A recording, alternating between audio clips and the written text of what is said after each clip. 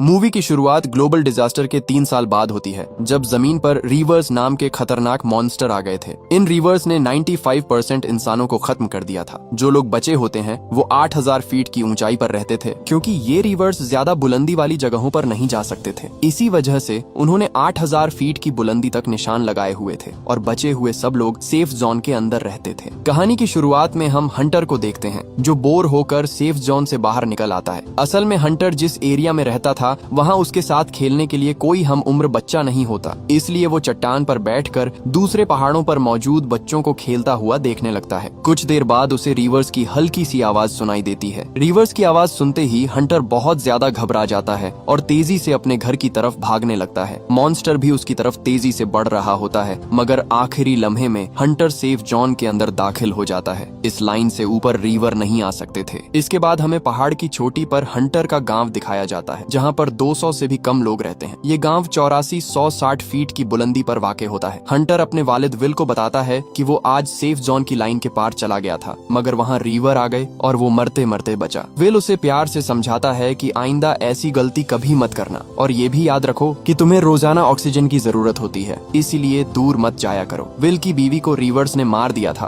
और अब वो अकेले ही हंटर का ख्याल रखता है। इसके बाद हम विल की दोस्त केटी को देखते हैं, जो जंगल में शिकार करने आए होते हैं। केटी एक ही गोली में हिरन का शिकार कर लेती है। जिंदा रहने के लिए उन्हें रोजाना शिकार करना पड़ता है, क्योंकि रीवर्स की वजह से वो किसी दूसरे शहर भी नहीं जा सकते थे। इसीलिए वो खुद फार्मिंग करते हैं और फिशिंग भी किया करते और बड़ी मुश्किल से अपनी जिंदगी गुजार रहे होते हैं। विल के सामने वाले घर में नीना रहती है, जो एक साइंटिस्ट है। वो 3 सालों से एक्सपेरिमेंट्स कर रही है ताकि रीवर्स की कमजोरी का पता चल सके और ये भी कि उन्हें गन से किस तरह मारा जा सकता है। मगर 3 साल गुजरने के बावजूद अब तक वो कुछ समझ नहीं पाई, लेकिन फिर भी उसे उम्मीद है कि एक दिन वो इन रीवर्स को हमेशा के लिए खत्म कर देगी। एक रात हंटर की तबीयत बहुत ज्यादा खराब हो जाती है, क्योंकि उसे लंग्स की बीमारी होती है और सांस लेने में मुश्किल हो रही होती है। विल फौरन उसकी ऑक्सीजन ट्यूब बदल देता है, मगर ये उनके पास आखिरी ऑक्सीजन ट्यूब होती है। अब मजीद ऑक्सीजन ट्यूब लाने के लिए उन्हें बोल्डर सिटी जाना होता है, इसलिए विल नक्शे पर एक सेफ रास्ता ढूंढने लगता है ताकि वो किसी तरह इन रिवर्स से बचकर बोल्डर सिटी पहुंच सकें। अगले दिन हंटर की सालगिरह होती है और विल उसे एक छोटा सा तोहफा देता है, जिससे हंटर बहुत ज्यादा खुश हो जाता है। उनके पास एक रेडियो भी होता है, जिस पर हंटर विल से कहता है कि हम रेडियो के जरिए किसी से कांटेक्ट करके मदद क्यों नहीं लेते। विल उसे बताता है कि रेडियो को ऑन करने के लिए उनके पास बिजली नहीं है। उसी रात फिर हंटर की तबीयत खराब हो जाती है और विल को उसे इंजेक्शन लगाना पड़ता है, मगर ऑक्सीजन ट्यूब के बगैर हंटर चंद ही दिनों में मर सकता था। इसके बाद विल नीना के छोटे से लैब में जाता है और उसे बताता है कि वो कल बोल्डर सिटी जा रहा है और इस मिशन के लिए उसकी मदद चाहिए। विल नीना को ये भी बताता है कि उसे एक रास्ते का पता चल गया है और वो माइन के रास्ते से इन रिवर्स से बच सकते हैं। नीना शुरू में साफ इनकार कर देती है, क्योंकि वो जानती थी कि रिवर्स माइन के अंदर भी आ सकते थे, मगर हंटर की ऑक्सीजन ट्यूब की वजह से वो किसी तरह जाने के लिए मान जाती है। उसी रात नीना एक ट्रैकर भी बनाती है, जिससे रिवर्स की लोकेशन का पता चल सकता था। अगली सुबह विल एक अच्छी सी गन और ढेर सारी गोलियां ले लेता है। तभी वहाँ केटी भी आ जाती है और वो भी उनके साथ जाने के लिए तैयार हो जाती है। केटी भी वहाँ से एक गन ले लेती है। विल उसे समझाता है कि इसमें तुम्हारी जान भी जा सकती है, क्योंकि बोल्डर सिटी का रास्ता बहुत ज्यादा खतरनाक है। मगर केटी कहती है कि हम कब तक इन पहाड़ों पर रहेंगे, एक न एक दिन हमें रिवर्स से लड़ना ही पड़ेगा। ये कहकर वो उनके आगे चलने लगती है। कुछ देर बाद वो 8000 फीट वाली लाइन तक पहुंच जाते हैं और वो जानते थे कि यहाँ से नीचे जाना खतरे से खाली नहीं है। नीना अपने ट्रैकर से चेक करती है तो 500 मीटर की रेंज में कोई भी मॉन्स्टर नहीं होता, जिसके बाद वो इस लाइन से नीचे जाने लगते हैं। वो एक टाउन में पहुंचते हैं, जहाँ कुछ पुरानी गाड़ियाँ खड़ी होती हैं और वो उनमें सामान ढूंढने लगते हैं। विल को एक ग्रेनेड लॉन्चर मिलता है, जो वो केटी को दे देता है। नीना को रिवर्स की बॉडी का एक छोटा सा टुकड़ा मिलता है, जो लोहे से भी ज्यादा मजबूत होता है, और वो उसे अपने पास रख लेती है। इसके बाद वो बोल्डर सिटी की तरफ बढ़ने लगते हैं। रास्ते में उन्हें ढेर सारे घोड़े नजर आते हैं। ये देखकर वो हैरान हो जाते हैं कि रिवर्स उन्हें कुछ नहीं कहते, वो सिर्फ इंसानों को ही मारते हैं। फिर वो एक और जगह पर पहुंचते हैं, जो सेफ जोन से 400 फीट नीचे होती है। वहाँ विल बताता है कि सेफ जोन में जाने के लिए कम से कम 15 मिनट लग सकते हैं। उसी टाइम नीना ट्रैकर चेक करती है तो उसे पता चलता है कि एक रिवर्स उनके पास कहीं आ चुका है। ये देखकर वो सब तेजी से भागने लगते हैं। विल चेयर लिफ्ट के स्टेशन पर पहुंचकर उसे ऑन करने की कोशिश करता है, मगर वो ठीक से काम नहीं कर रही होती। दूसरी तरफ केटी के पास ग्रेनेड लॉन्चर होता है। वो जल्दी से उसे रीलोड करती है। जैसे ही रिवर्स जंगल से बाहर आता है, केटी उस पर ग्रेनेड फायर करती है, मगर रिवर्स को उससे कोई फर्क नहीं पड़ता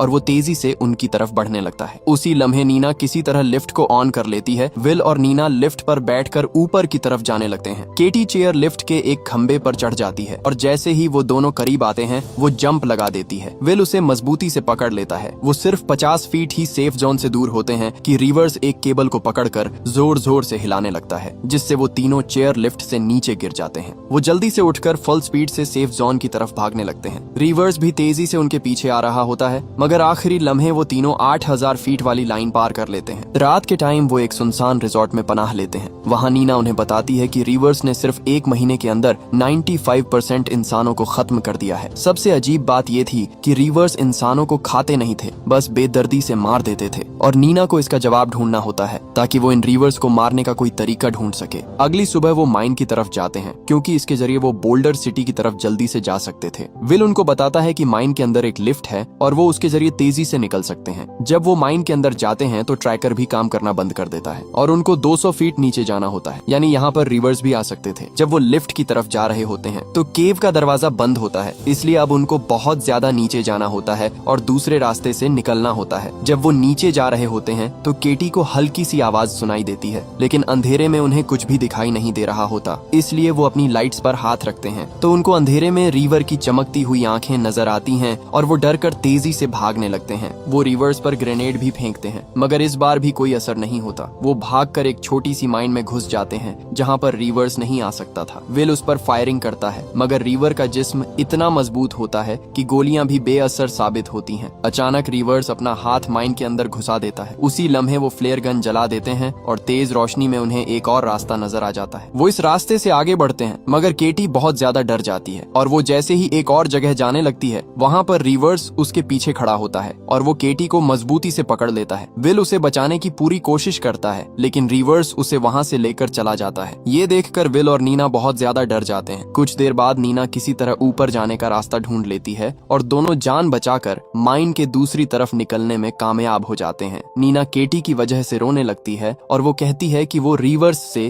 केटी का बदला जरूर लेगी। बाद में वो एक वीरान टाउन पहुंचते हैं। रात होने वाली होती है, इसलिए वो एक खाली घर में रुकने का फैसला करते हैं। वहाँ नीना विल को बताती है कि अगर वो अपने शहर की लैब तक पहुंच जाए तो शायद वो रिवर को मारने का कोई तरीका ढूंढ सके। असल में नीना को रिवर की कुछ कमजोरी का पता चल गया था, मगर विल को उसकी बात पर बिल्कुल भी यकीन नहीं आता और कहता है कि रिवर्स किसी मौजजे से ही मर सकते हैं। अगले दिन वो गाड़ी लेकर बोल्डर सिटी की तरफ जाने लगते हैं। वो सेफ जोन से आगे गाड़ी को फुल स्पीड से ले जाते हैं और कुछ ही देर में हॉस्पिटल पहुंच जाते हैं। हॉस्पिटल में सब कुछ बिखरा हुआ होता है। वो टाइम वेस्ट के बगैर जल्दी से ऊपर मेडिकल स्टोर की तरफ जाने लगते हैं। वो बड़ी एहतियात से आगे बढ़ रहे होते हैं। जब वो स्टोर में पहुंचते हैं तो विल वहां से ऑक्सीजन ट्यूब्स को ढूंढने लगता है। तभी नीना को रिवर की आवाज सुनाई देती है और वो उनकी तरफ तेजी से बढ़ रहा होता है। विल को उसी टाइम ऑक्सीजन ट्यूब्स भी मिल जाती हैं और वो ट्यूब्स को बैग में पैक कर लेता है और दोनों वहां से भागने लगते हैं। रिवर दीवार की दूसरी तरफ से हमला करता है, मगर वो दोनों उसके हमले से बच जाते हैं और वो तेजी से ऊपर वाले फ्लोर पर जाने लगते हैं। तभी विल को रिवर पकड़ लेता है। नीना समझदारी से काम लेती है और वहां पर रखी कुल्हाड़ी उठाकर रिवर्स को जोर से मारती है, जिससे विल रिवर्स के हाथ से निकल जाता है। फिर वो भागकर आखिरी कमरे में जाते हैं जहां पर विल को ऑक्सीजन सिलेंडर्स नजर आते हैं, जिनको देखकर विल को एक आइडिया आता है। वो खुद एक टेबल के पीछे खड़ा हो जाता है और जैसे ही रिवर उसकी तरफ आता है वो ऑक्सीजन सिलेंडर्स को गोली मार देता है, जिससे एक बहुत बड़ा धमाका होता है और वो रिवर्स खिड़की से नीचे गिर जाता है और बेहोश हो जाता है। अब वो दोनों समझ रहे होते हैं कि रिवर अब मर चुका है। फिर नीना कहती है कि मुझे मेरे ओल्ड लैब तक ले जाओ, मैं वहाँ पर रिवर को मारने का तरीका ढूंढ सकती हूँ। विल इनकार कर देता है क्योंकि उसे ऑक्सीजन ट्यूब्स को जल्द से जल्द हंटर के लिए गांव ले जाना होता है। नीना उसको समझाती है कि एक न एक दिन हमें इनसे लड़ना तो होगा, कब तक हम इन पहाड़ों की चोटी पर फंसे रहेंगे। विल उसकी बात समझ जाता है और फिर वो लैब की तरफ जाने लगते हैं। जैसे ही वो दोनों वहाँ से जाते हैं रिवर्स फिर से होश में आ जाता है। लैब भी सेफ जोन से बाहर होती है, इसलिए रिवर्स किसी भी टाइम यहाँ आ सकते थे। वो लैब के अंदर जाते हैं। नीना ने पहले से ही सब कुछ सोचा हुआ होता है। वो जल्दी से सब कुछ इकट्ठा करती है और उस केमिकल को बुलेट पर लगा देती है और जब फायर करती है तो वो भी काम नहीं करता। तब विल कहता है हमें वापस चलना चाहिए। नीना कहती है कि तुम वापस गांव चले जाओ क्योंकि हंटर को ऑक्सीजन ट्यूब्स की सख्त जरूरत है। मैं तब तक वापस नहीं जाऊंगी जब तक कोई हल न ढूंढ लूं। विल कहता है तुझे यहाँ रिवर्स मार देंगे। नीना कहती है मैं अकेली ही बची हूँ, मेरी कोई फैमिली भी नहीं है, अगर मैं मर भी गई तो किसी को कोई फर्क नहीं पड़ेगा, तुम जाकर अपने बेटे को बचाओ। विल भी उसकी बात मान जाता है और ये सुनकर विल अकेला ही गांव की तरफ गाड़ी पर फुल स्पीड से जाने लगता है। अभी विल रास्ते में ही होता है कि गाड़ी का टायर पंक्चर हो जाता है, जिसकी वजह से गाड़ी उलट जाती है और विल बेहोश हो जाता है। विल कई घंटों तक बेहोश पड़ा रहता है। दूसरी तरफ नीना भी एक्सपेरिमेंट कर रही होती है। वो बुलेट पर एक और केमिकल लगाती है, मगर जैसे ही फायर करती है फिर उसका एक्सपेरिमेंट फेल हो जाता है। तब नीना बहुत ध्यान से सोचती है और उसे एक जबरदस्त आइडिया आता है। इस लैब की तरफ मॉन्स्टर भी आ रहा होता है। नीना जल्दी से फिर काम शुरू करती है और उस केमिकल को बुलेट पर लगाती है, और जब फायर करती है तो इस बार एक्सपेरिमेंट सक्सेसफुल हो जाता है। दूसरी तरफ विल को भी होश आ जाता है। जब वो गाड़ी का शीशा तोड़कर बाहर निकलता है तो देखता है कि एक रिवर्स कुछ ही फासले पर खड़ा वो मॉन्स्टर तेजी से विल की तरफ आने लगता है। विल जल्दी से गाड़ी से बैग निकालता है और सेफ जोन की तरफ भागने लगता है। सेफ जोन तक पहुंचने के लिए उसे 2000 फीट ऊपर जाना होता है। रिवर तेजी से उसकी तरफ बढ़ रहा होता है। तभी एक और रिवर उसके सामने भी आ जाता है। विल उस पर फायर करता है, मगर रिवर पर कोई असर नहीं होता। विल समझ जाता है कि अब वो नहीं बचने वाला। विल को रिवर्स ने चारों तरफ से घेर लिया होता है। तभी नीना वहाँ पर आ जाती है और जैसे ही उसे गोली मारती है वो रिवर्स उसी वक्त फट जाता है और एक जबरदस्त धमाका होता है। नीना दूसरे रिवर्स को भी मार देती है। जब वो मरे हुए रिवर्स को देखते हैं तो उनको पता चलता है कि वो रिवर्स मशीनें होती हैं जिनमें प्रोग्रामिंग की गई होती है, और वो प्रोग्रामिंग की वजह से ही सिर्फ इंसानों को मारते थे और 8000 फीट से ऊपर नहीं जा सकते थे। फिर वो अपने गाँव में वापस आते हैं और इन रिवर्स के खिलाफ जंग का ऐलान करते हैं। वो एक फ्लैग भी लगा देते हैं ताकि दूसरे गाँव वाले लोग उसे देख सकें। उनके सामने वाले लोग उस फ्लैग को देख लेते हैं और वो समझ जाते हैं कि अब रिवर्स खत्म होने वाले हैं। वो सब मिलकर ढेर सारी एक खास तरह की बुलेट्स बनाते हैं और फिर इन रिवर्स को मारने निकल पड़ते हैं। वो जंगल में मौजूद सभी रिवर्स को मार देते हैं और इसी के साथ कहानी खत्म हो जाती है। अगर वीडियो अच्छी लगी हो तो वीडियो को लाइक और चैनल को सब्सक्राइब जरूर कीजिएगा।